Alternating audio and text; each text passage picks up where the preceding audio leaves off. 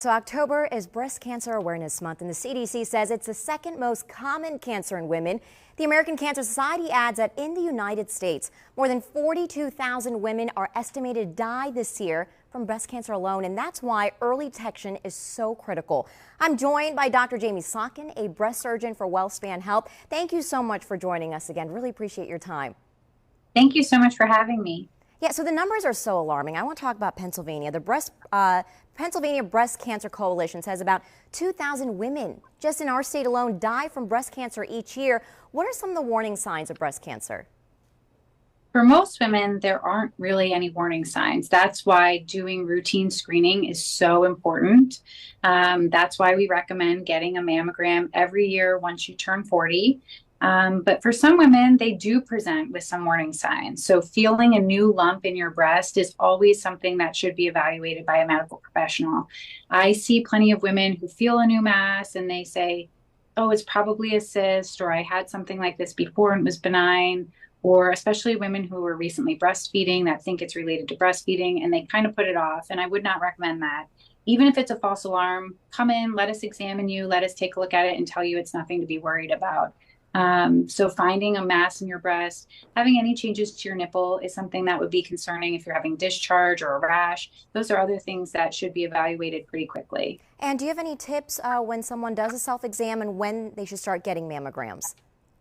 So I recommend that all women who have an average risk for breast cancer start their mammograms when they turn 40 and that they get a mammogram every single year. I think that's the most effective way to find a breast cancer early, which is it saves lives. The earlier we find your cancer, the better we do at treating it. I recommend women do a breast exam every month if they remember. We always say in our office, feel them on the first. So at the beginning of the month, it should always be sort of in the same time in your cycle. But really, taking a look at your breast, is there a spot where the skin retracts or there's dimpling? Do you feel any lumps or bumps anywhere? Have you noticed any new discharge? Any of those things should prompt evaluation.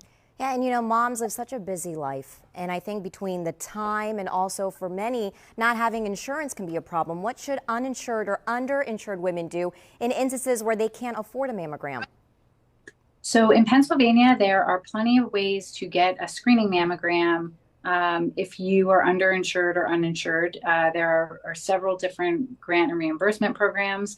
You can reach out to just your local mammogram center and say, hey, I want to get a mammogram, but I can't afford it. Can you help me?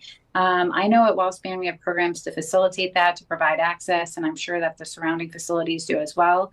The PA Breast Cancer Coalition does tremendous work at helping women who have breast cancers and helping prevent breast cancers. So you can also reach out to them.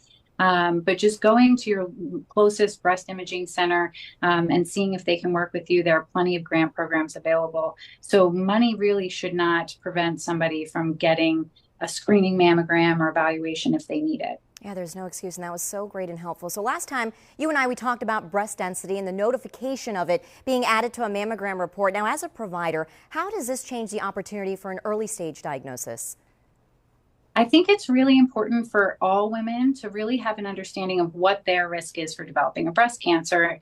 And in order to do that, you have to have a kind of an understanding of what risk factors there are. So breast density is one of those. So if you go get your screening mammogram and you get a notification at the bottom that says you have dense breast, that's one check in the column for a higher risk for breast cancer. Other risk factors are if you have a strong family history of breast or ovarian cancer, if you've ever had breast cancer before, if you've ever had previous radiation to your upper chest. And then something that a lot of women don't really realize is that our weight is an independent risk factor for breast cancer. So women who have a BMI over 30 have a higher risk of breast cancer than the average woman.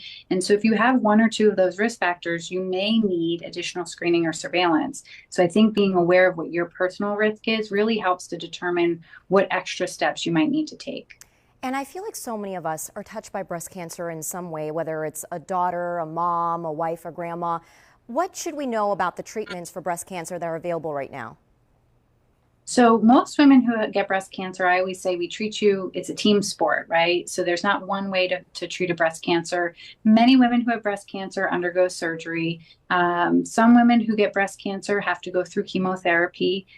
Some women need radiation and some women get hormonal therapy. The treatments that we do nowadays are so different than what we did even 10 and 20 years ago. And we've really worked hard to figure out how to give women the best treatment without really impacting their day-to-day lives, and sort of de-escalating therapy. So we really no longer do routinely these big, huge radical surgeries. We can do much more minimally invasive surgery, a lot of improvements in reconstruction, and then trying to tailor treatments really to the type of cancer that you have. So a really personalized approach to cancer care, I think, helps to hopefully impact women a little bit less while treating them more effectively. All right, Dr. Jamie Slotkin, thank you so much for your time. Really appreciate it. Thank you.